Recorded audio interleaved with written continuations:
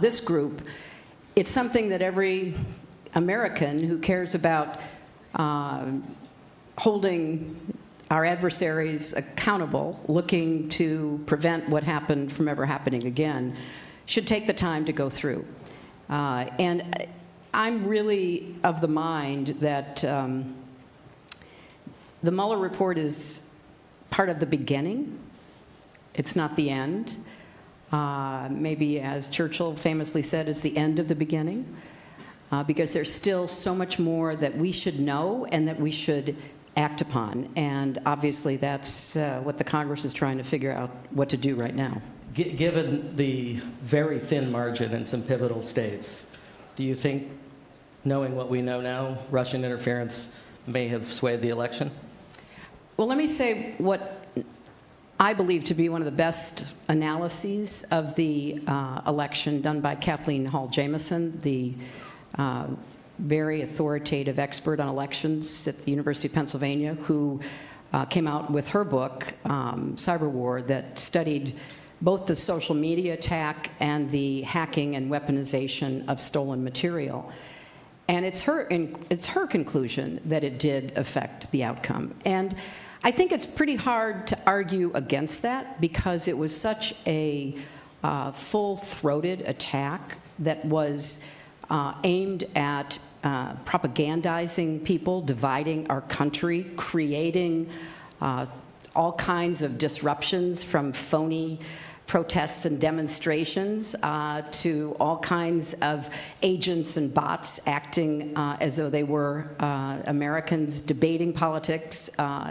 So I think that if you piece all of it together, what was the polling information given to the Russians, what was done with the hacking of the DNC, not the emails, but the information stored in the cloud about persuadable, targeted voters, you just begin to piece it all together. And I think Professor Jamieson reached the right conclusion that it certainly had an impact.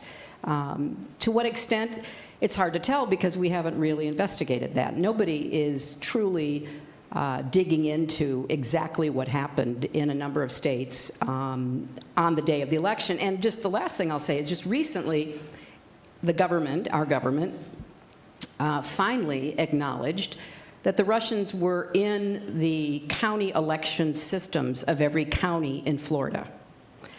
And, you know, I don't have time, you don't have time to go through every piece of information that has now been verified as to what was done, and then try to come up with reasonable, fact-based conclusions from that. Is there any part of you that's tempted for a rematch? Well, look, what I want is for the country and the Congress and the press to come to grips with what did happen, and not to get diverted and distracted by an effort to either move on or diminish the impact of this attack. And so I have a kind of weird personal history about impeachment, and not, you know, and not what you're thinking, because Watergate, right? Yeah, because I was actually a very, very young staff attorney on the Nixon impeachment inquiry back in 1974.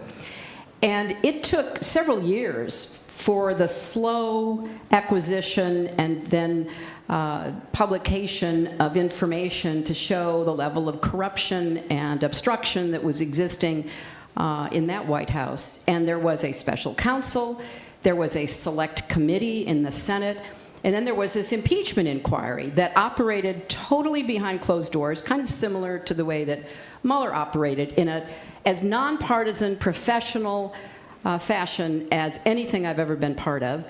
And I started to work there in January of 1974. And we worked 18, 20-hour days compiling evidence. We didn't have computers. We didn't have, a lot of the opportunity to really gather information and analyze it from 10 different ways. We did it a really slow, old-fashioned way of compiling fact after fact after fact.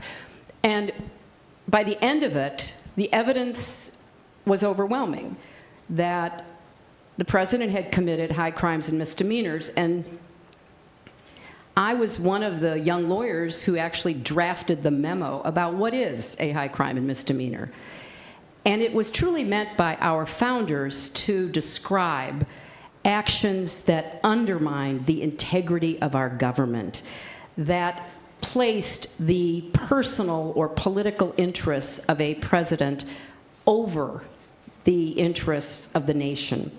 And in so doing, we were able to make a case that was accepted by the Judiciary Committee that then voted out articles of impeachment on a bipartisan basis.